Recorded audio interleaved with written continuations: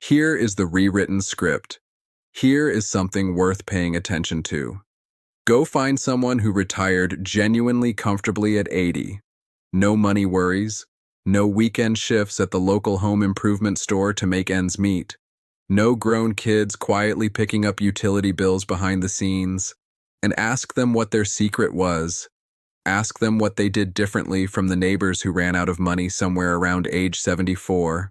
Most of them will pause for a moment, maybe take a slow sip of their tea, and then they will say something like, "Honestly, I just stopped spending money on so much unnecessary stuff."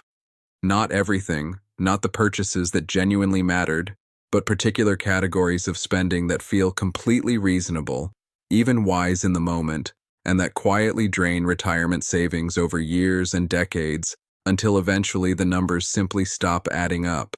7 specific things. That is what keeps surfacing when you examine closely the people who retire in financial comfort and remain that way. Not 7 investments they pursued or 7 strategies they followed. 7 things they chose to walk away from. Some of them surprisingly early in life, some of them right at the threshold of retirement and never returned to. A few of these will initially seem obvious. Stay with them regardless, because the reasoning behind each one is almost never what you anticipate. And a few more are going to feel genuinely unsettling because they hit close to home for most people, including people who would consider themselves fairly responsible with money. Let us go through all 7.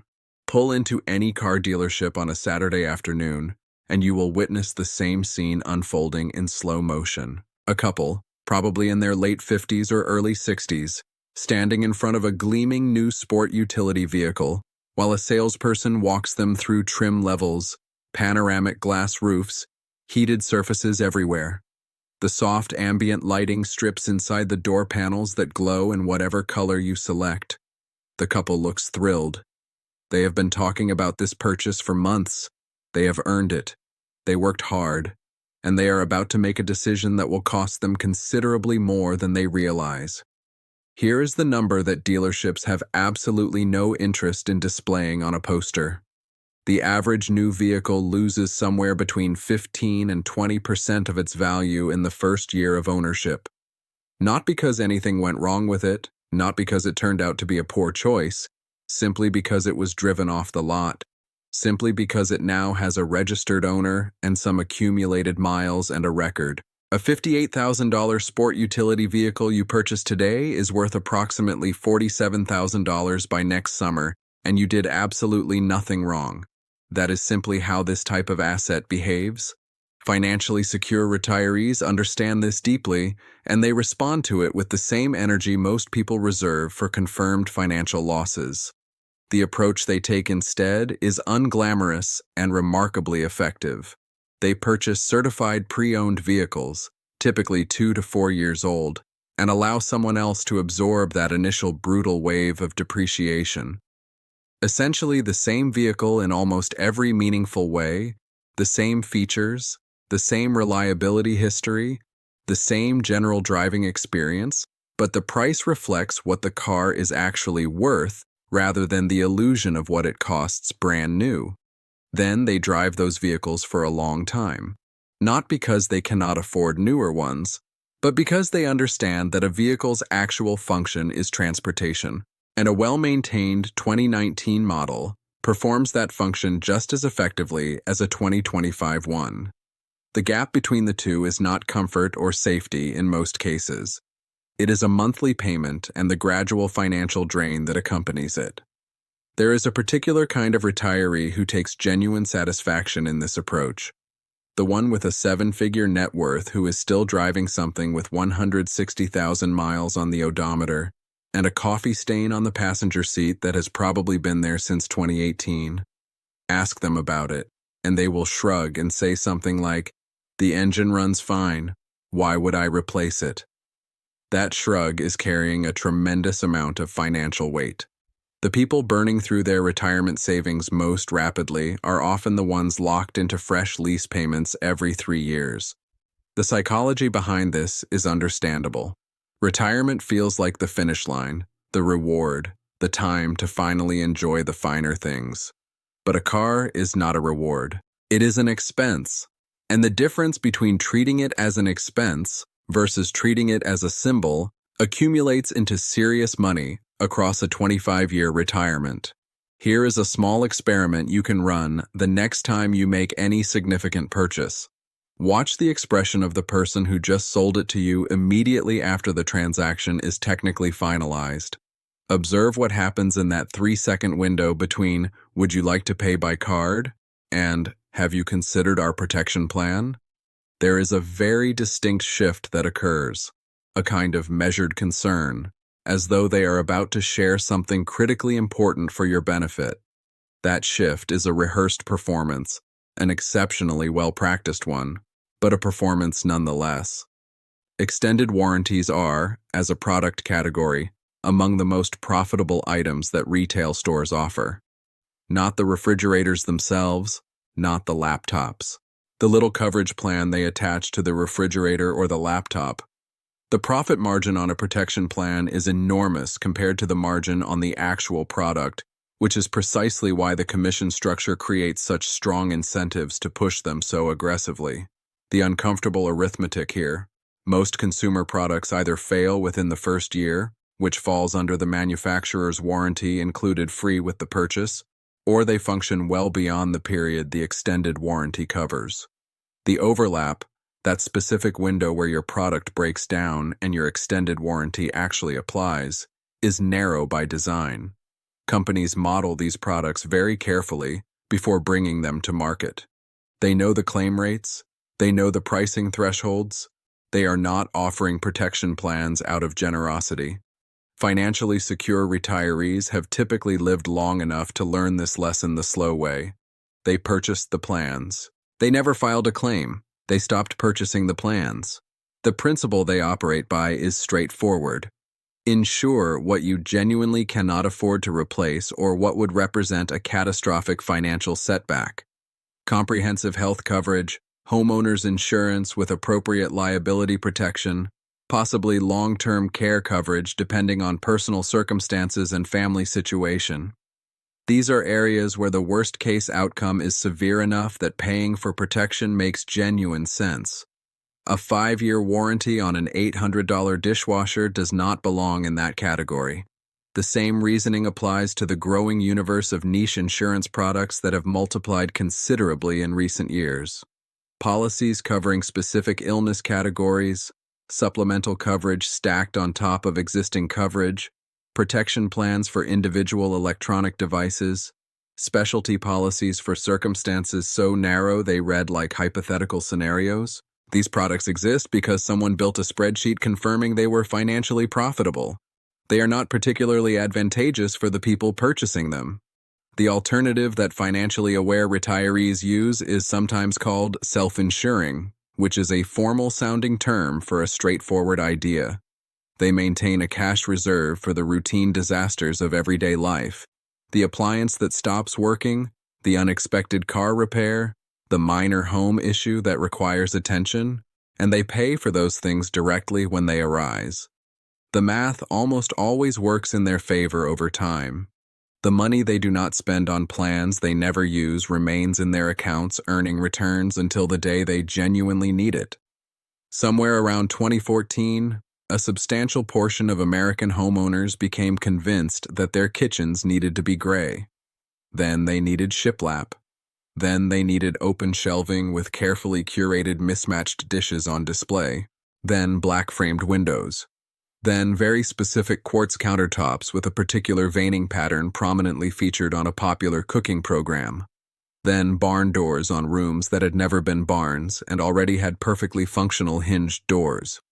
Then somewhere around 2022, everyone who had completed the gray and shiplap renovation was informed that gray and shiplap were no longer current, and the cycle began again with a different color scheme and a different collection of fixtures. Home renovation trends move quickly.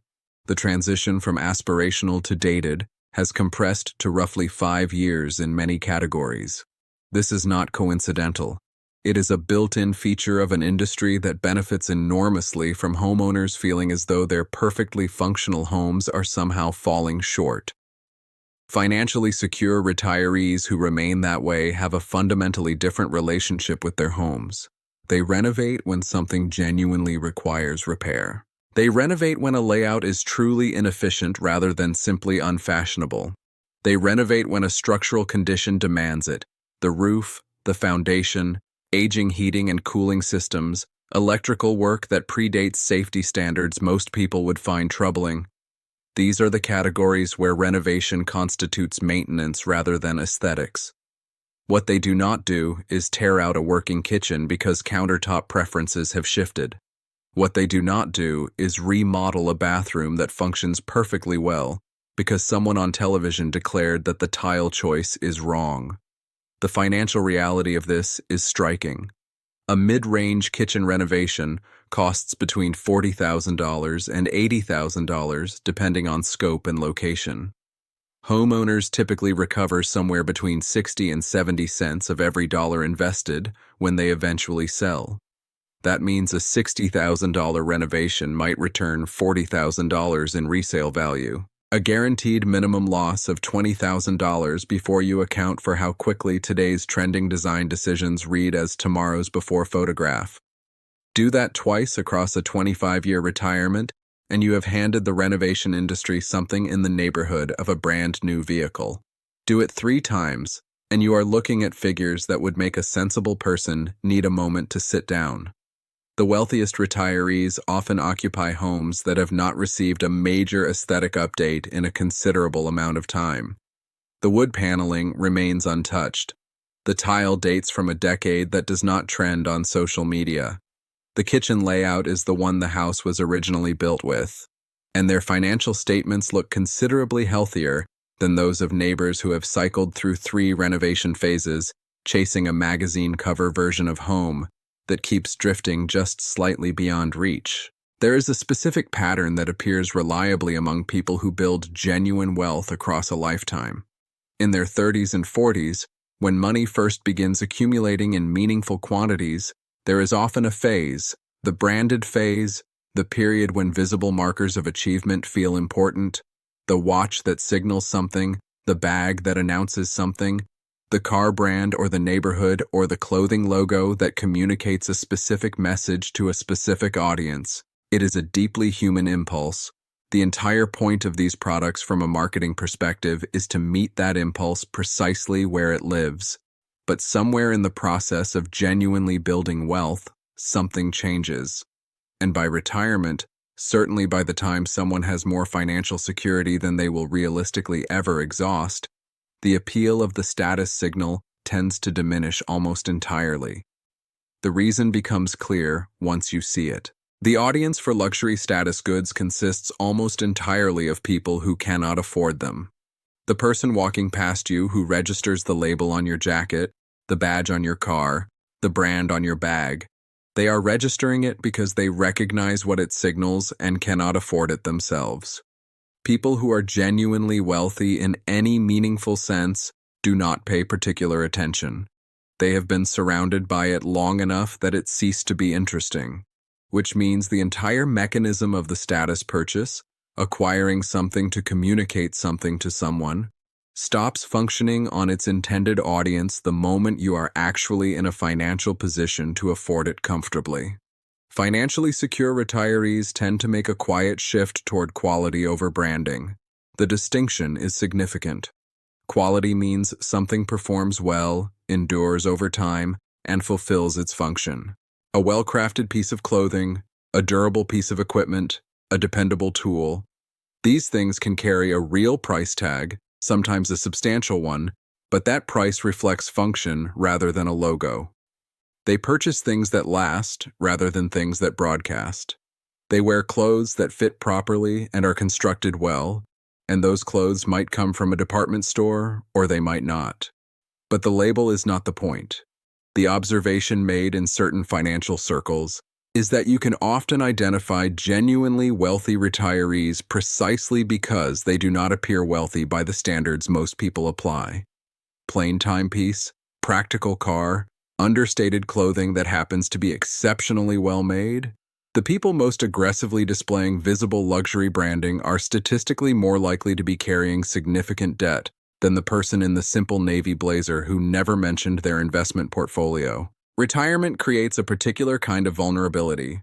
After 35 or 40 years of structured days, waking at a specific time, traveling to a specific place, completing a specific set of tasks, returning home, suddenly there is no structure. There is only time, a genuinely startling amount of it. And the mind, which spent 4 decades filling that time with obligations, immediately begins searching for something to channel its energy into. This is healthy and necessary. People who retire without meaningful activities to occupy their hours experience measurably worse outcomes across nearly every category that matters. Hobbies are not optional. They are essential. The difficulty lies in the particular hobbies that tend to get selected. Golf appears with notable frequency in this story. It is an extraordinarily expensive pursuit when you genuinely tally all the components. Equipment at the entry level runs several hundred to a couple of $1,000s, and that range expands dramatically as skill and enthusiasm grow. Course fees vary considerably but are rarely insignificant, particularly at the level most dedicated players eventually end up playing. Club memberships can represent a 5-figure annual commitment. Add up the complete picture of an avid golfer's annual spending, and you are regularly looking at figures that would fund a very comfortable vacation instead. The pattern repeats across a range of activities that retirement-age people tend to gravitate toward. Boating, where the purchase price is merely the beginning of a perpetual commitment to maintenance and storage costs. Collecting in categories where prices shift dramatically based on collector demand. High-end photography or gear-intensive sports, where the equipment always seems to require one more upgrade to reach the ideal configuration. Financially secure retirees who preserve their wealth generally select hobbies with cost structures that do not compound year after year. Hiking requires boots and available time. Gardening requires soil and seeds and patience, and frequently yields something edible in return. Reading, particularly from a public library, costs essentially nothing and provides reliable engagement.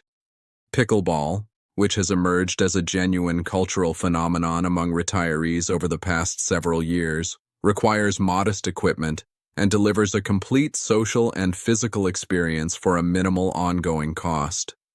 The financial gap here is substantial enough to affect long-term outcomes. A retirement organized around expensive hobbies can easily consume $20,000 to $40,000 annually in leisure spending alone. A retirement built around low-cost hobbies might spend a small fraction of that. Across a 25-year retirement, the difference between those two trajectories is not trivial. It represents, in many situations, the gap between a comfortable inheritance passed along and a financial situation that begins requiring difficult conversations somewhere around year 20. Hobbies should replenish you. The moment one is consistently generating financial anxiety, it has crossed from a hobby into something closer to an obligation you voluntarily chose. This particular point requires some care because the answer is not to never engage a financial advisor. Some financial advisors have genuinely transformed people's outcomes for the better. Some have identified errors that would have cost far more than any fee. The relationship, when executed properly, carries real value.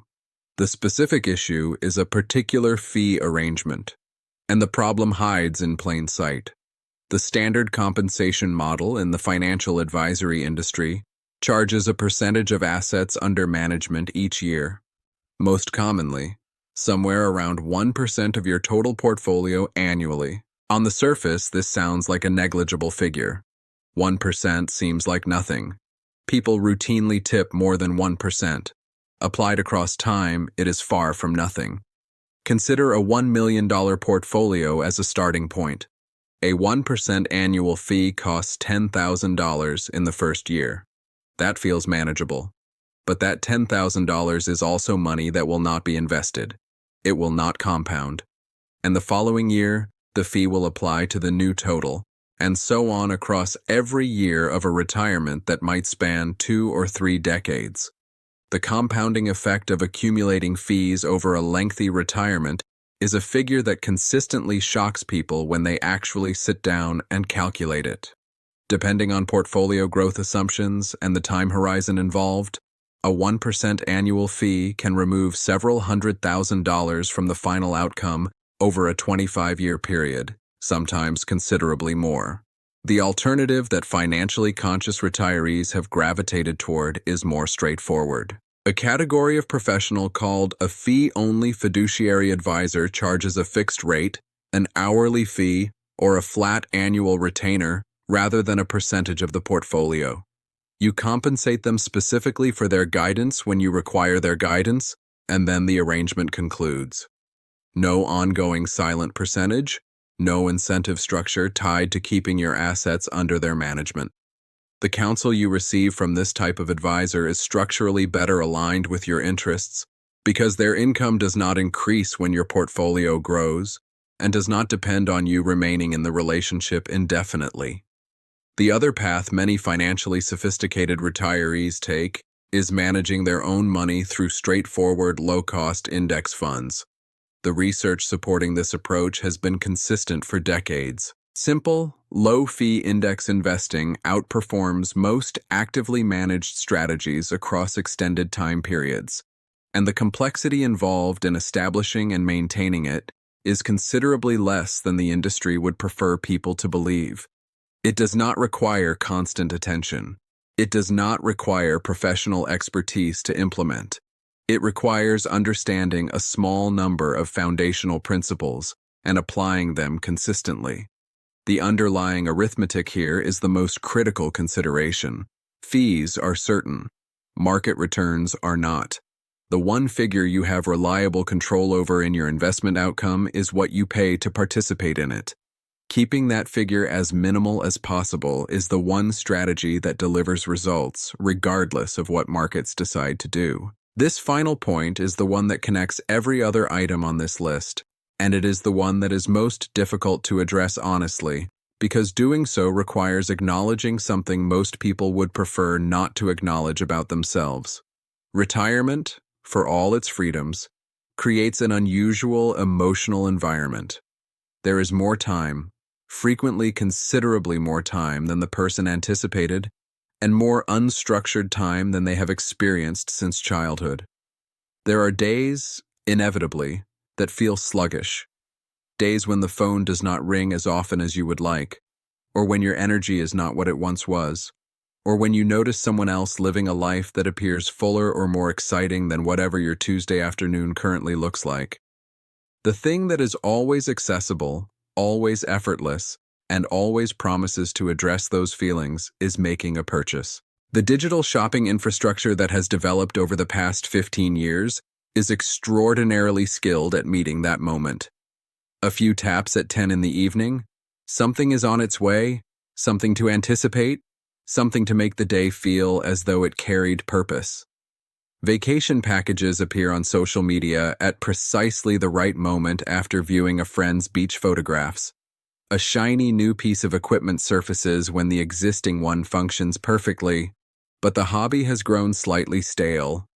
A purchase made for someone else, a grandchild, an adult child, feels generous and meaningful, which makes it even more difficult to examine with clear eyes. Emotional spending is not a character deficiency. It is a highly effective response to a genuine need that simply does not address that need in any lasting way. It delivers a brief, real hit of anticipation and satisfaction, and then it does not resolve the underlying boredom, the loneliness, the restlessness, the desire to feel as though the day carried meaning. The feeling returns, the spending returns. The cycle is structured to sustain itself indefinitely. Financially secure retirees who remain that way have, most of them, recognized this pattern in themselves at some point. Not because they possess greater discipline by nature, but because they have lived long enough to watch the cycle complete its full course and understand what it ultimately produces. The practical response that appears consistently is deceptively uncomplicated. A waiting period, not a permanent refusal, simply a pause. The specific duration varies. 24 hours, 48 hours, a week for larger expenditures, but the structure remains consistent.